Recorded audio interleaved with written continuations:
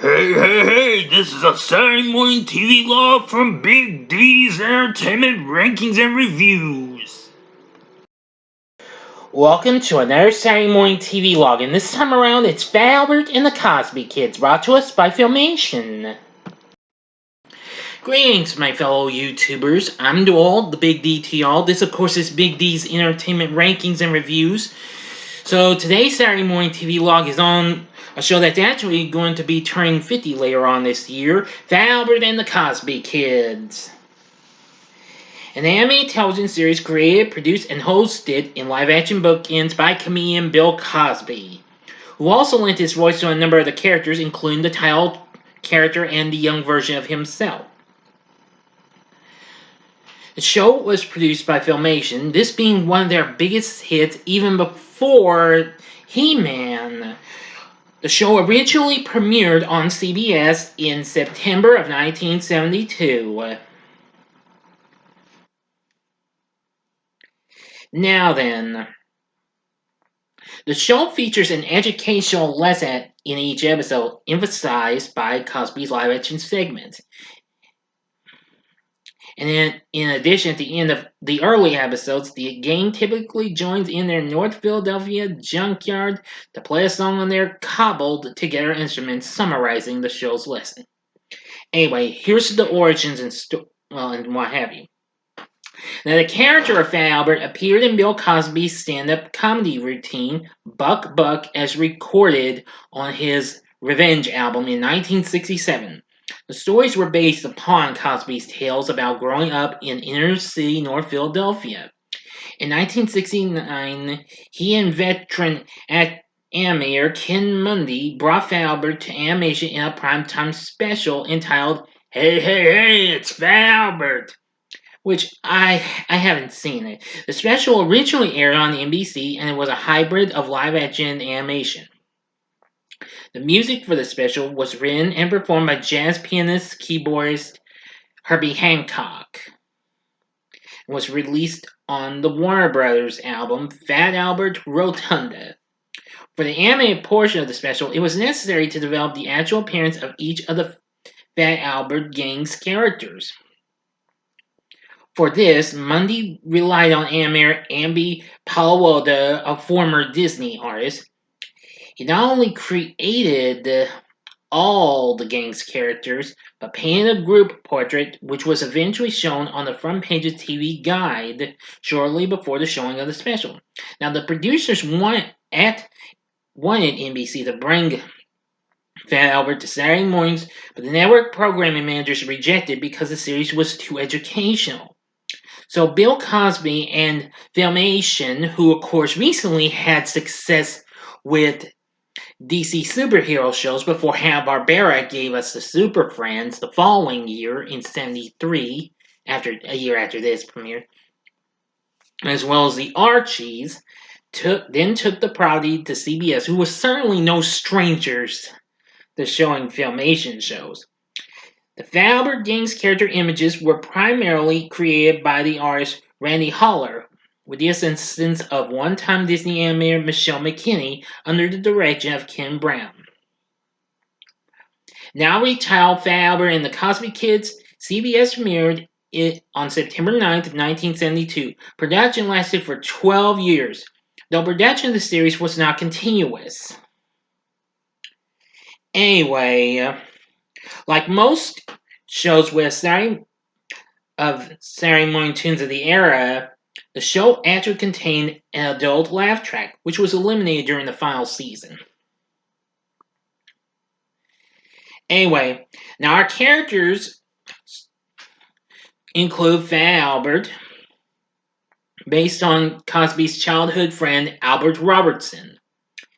Now, he is usually the conscience of the junkyard gang.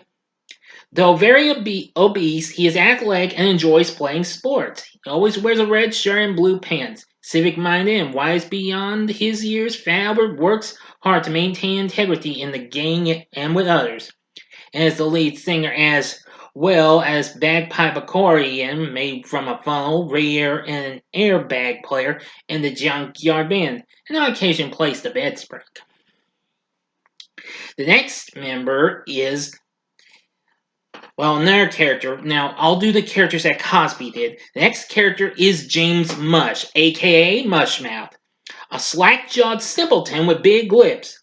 He always wears a red knit hat and a blue scarf and always speaks in virtual ubby-dubby, similar to what was recently used on PBS's new hit show, which was Zoom, which premiered earlier that same year. Tenement to an overdose of Novocaine in the mouth, which Cosby would later use in the dentist's monologue from his 1983 film, Bill Cosby Himself. He plays a homemade bass guitar in the Junkyard Band. Next is the young version of Bill himself, although he used the name of William, but of course that's Anyway, like the others, Bill is a good athlete and enjoys playing sports. However, he spends most of his time trying, often unsuccessfully, to keep his kid brother Russell out of trouble, who I'll get to him in a little bit. Like Fat Albert, Bill is often a voice of reason in the gang, although at times a little more stubborn. In the Junkyard Band, he plays homemade drums made from a discarded foot pedal trash can using spoons for sticks.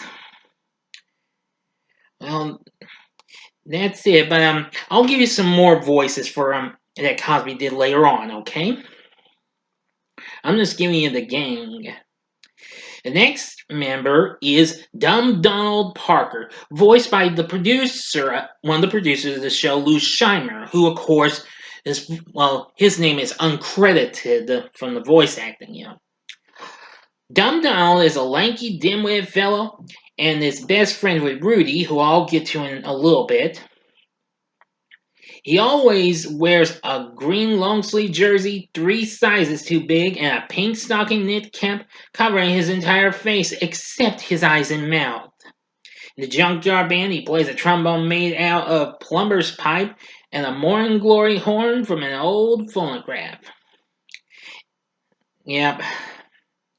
Now, in the Fat Albert film, which came out in 2004, which will be reviewed later on, I decided to just try and let it come up tomorrow morning. I was going to do it tonight, but I've decided to just push it up to tomorrow morning, okay? So, this way I can give everybody enough time to watch this.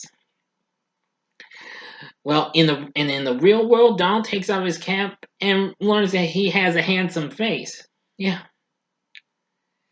Okay, the next couple of members I'll be talking about were voiced by Jan Crawford. First up is Bill's younger brother, based on his real-life brother, whom he often talked about in his routines, Russell. He's the smallest and youngest member of the group. He always wears a heavy blue jacket, a yellow scarf, red boots, and a dark blue Ushanka winter hat, regardless of the weather. Russell has a penchant for making snide remarks and blunt observations, much to his older brother's consternation. Russell frequently criticizes Rudy, reserving his most withering insults for Rudy, when he's being especially cocky. And his catchphrase is "No class." Sometimes Bill says it at times too. Russell plays the xylophone in the Junkyard Band made out of empty cans and a discarded coat rack. Jan Crawford also voices the gang's member Bucky Miller. As his name indicates, he has a large overbite. He is quick and flexible, since he's athletic, and he plays a stovepipe organ in the Junkyard Band. The next member is Weird Harold Simmons, voiced by Gerald Edwards. A tall, skinny, beady-eyed kid who is the tallest one in the group and always wears a gold dress blazer, a brown sock on one foot and a red sock on the other. And is clumsy, too. In the Junkyard Band, he plays a harp made from bed springs and on occasion plays a dressmaker dummy in the percussion section. In the film, he is called Old Weird Harold, as he was in Cosby's stand-up routines. Yeah. And finally, Rude Rudy Davis, voiced by Eric Sutter. Rudy is a sharp-dressed, smooth-talking, cocky huckster whose smart aleck attitude frequently gets him into trouble. And he's the best friend to Dum Dum. Despite his cocky attitude and dismissive demeanor, which are often the catalyst for a typical plot's conflict, but nonetheless, inside he has a good heart and usually learns lessons from his mistakes. In the Junkyard Band, he plays a makeshift banjo whose parts include a broomstick handle and sewing thread spool to hold the strings. However, when shown playing apart from the others, he plays an electric guitar personalized with a big R. He always wears an orange flat cap, a fuchsia vest, a pink turtleneck, purple bell-bottom jeans, and boots. Now, his personality in the Fat Albert movie is much different as he is portrayed as a kind and chivalrous gentleman. Yeah. Anyway, now, among some of the other characters you get to see include Miss Barry, the kid's first teacher and mentor, and was replaced by Mrs. Brayfogle. In later seasons, the kids went to a different school where their teacher and mentor was Miss Roocher. All three characters were voiced by Jay Scheimer. That was Lou Scheimer's wife. Let's see. There's several others and what have you, including Margine, the Three River Blockbusters, who are the Junkyard Gang's rivals, and Pee-wee. There are many other voice actors in this, including Keith Allen, Lane Vo, Pepe Brown, Demetra McHenry, and that's that. Now we'll get to some other characters in a bit, okay? Anyway, this had a lot of fun stuff. It was honored and noted for its educational content, which included Cosby earning a doctorate, in education. In every show's opening, Cosby would playfully warn, well, as he did for the first series and a later series. I'll get to that in a little bit. This is Bill Cosby coming at you with music and fun, and if you're not careful, you may learn some before it's done. So let's get ready, okay? Hey, hey, hey! Anyway, during each episode, Fowler and his crew dealt with an issue or problem commonly faced by children, ranging from stage fright, first loves, medical operations, and personal hygiene, to more serious themes, though toned down for younger children, including vandalism, stealing, racism, rape, smoking, being scammed by con artists, sexually transmitted diseases, child abuse, kidnapping, drug use, gun violence, and death. Now, at the end of most episodes, with some exceptions in the case of particularly serious themes, the gang would sing a song about the theme of the day. The sequence similar to those seen in our Filmation shows, most notably the Archie show and the Brady Kids, which that happened to premiere the same year this show did. But later on, the show the musical segments will later get dropped. The series enjoyed one of the longest runs in the history of Saturday mornings. Anyway, after so many episodes were done, hang on just a second. I'm trying to figure this out.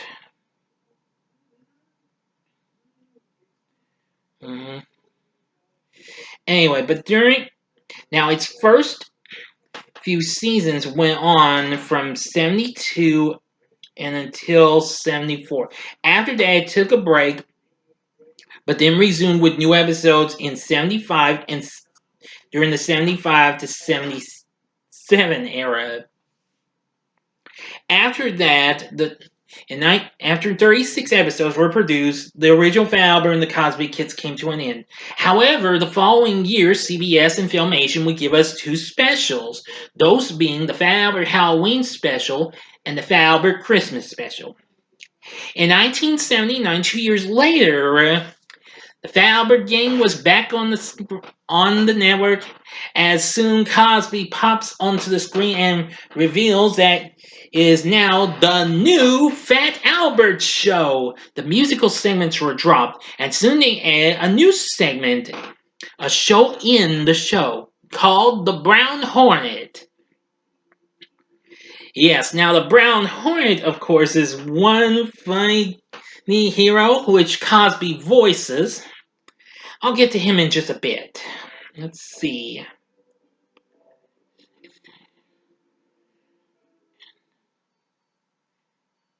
After 24 more episodes, the show came to an end in 1982. But during the show's last new season on CBS, there would be an Easter special that would follow.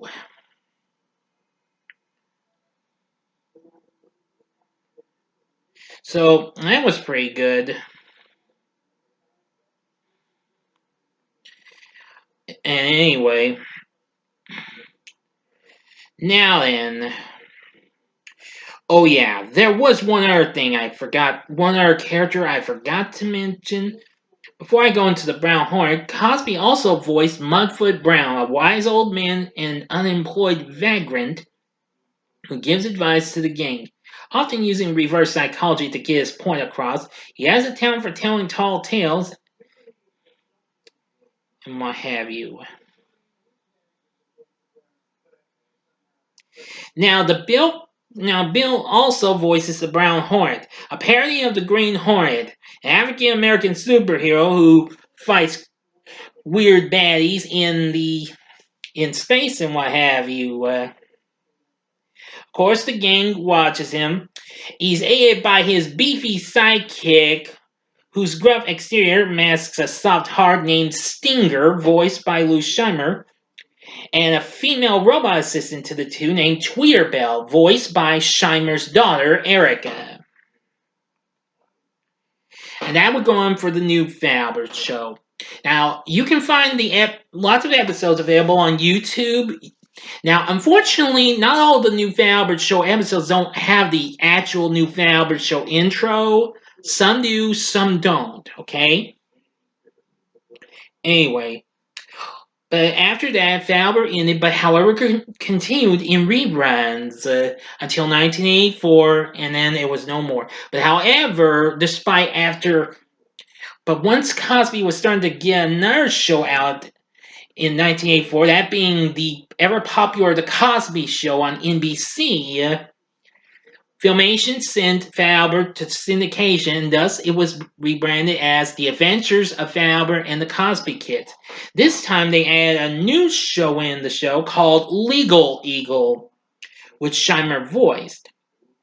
Jane Crawford and Gerald Edwards voiced the characters of Mo and Gabby, two lazy, klutzy squirrel underlings that work with Legal Eagle as police officers.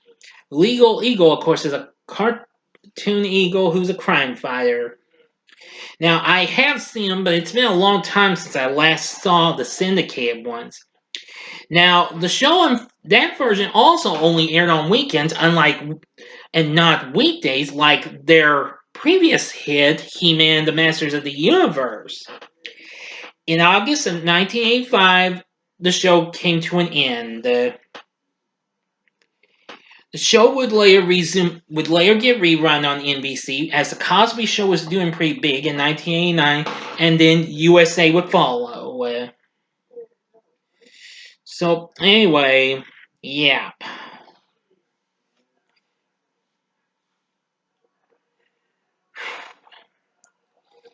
Of course, the show's also well known for its theme song, Gonna Have a Good Time, which of course is really something. Performed by Michael Gray, who I can't guarantee that's the Michael Gray. I think that's a different Michael Gray. Yeah, it's a different one. Not to be confused with the teen superstar who would later go on to star as Billy Batson in the studio's Shazam series in '74. Plus, future Grammy Award nominated singer Kim Carnes provided background vocals. That's right, you heard me correctly. Yes, that's the Kim Carnes who would later go on to be well known for her hit Betty Davis Eyes. Anyway, the show is still one of Filmation's greats, and I really do love it. The Odyssey channel, before it becoming the Hallmark channel, aired the syndicated version for some time, but I think it was in 98 or 99. But after that, the show was no more. Until maybe about a little over a decade later, it was in 2009 or 2010, Falbert returned in reruns on the Retro TV network. Plus, it also aired on some other networks like the Cool TV and Bounce TV, as well as various other channels. So, anyway, but unfortunately, it was taken off due to, well, I think you know what happened with Bill Cosby more recently these last few years. Again, you can find full episodes of the show on YouTube. I don't think you can find all of them. You can find most of them anyway. In 2004, Fox released a film adaptation which starred Kenan Thompson in the title role, along with Kyla Pratt and Bill Cosby as himself. I'll talk about that later on in my review. Let's see. It's been released on physical media numerous times. More recently, it was released by Shout Factory in 2012 with the complete series in April. And a few months later, that same year, Classic Media re-released the 3 holiday specials together in one collection, as they originally released that in 2008. Anyway, which of course DreamWorks now currently owns Classic Media under their DreamWorks Classics label. Anyway, so now you know all about Falbert and the Cosby Kids. It's one of my favorite shows, and I really do love it. And it's been a few years since I last rewatched the show, but if I feel like revisiting it, I might just do it. I might do it this year for its 50th anniversary. We'll see what happens. But anyway, let me know what you thought about Falbert and the Cosby Kids. Tell me what you liked about the show. You can tell me who's your favorite character or whatever. Just tell me in the comments section below. If you like this video, click the like button below, subscribe to my channel, and be a part of the Big D Nation. And remember, stay tuned. I will be premiering my review of the Falbert movie early tomorrow morning. I've decided not to do it tonight. I should usually plan my schedule is usually subject to change for some things, okay? So be ready for the Falbert movie review early tomorrow morning, okay? Good. That about covers it. Now, if you like this video, consider checking out my reviews for not reviews, but these other videos I've done. You can see these last 2 Saturday Morning TVLogs I did. In the upper left-hand corner is the Saturday Morning TVLog I did for the Jackson 5 tune a couple of weeks back. The upper right-hand corner is the Saturday Morning TVLog I did for the Brady Kids. Or if you just want something different, go to the bottom left-hand corner and see the TV log I did for Zoom. And the bottom right-hand corner is the button you can click to subscribe. If you like rankings and reviews on movies, TV, music, video games, etc., as well as the Saturday Morning TV logs, then I'm your guy. Thank you for watching, and next week's Saturday Morning TV log is Teenage Mutant Ninja Turtles, the original classic itself. So until next time, I'm the Big D saying, see ya!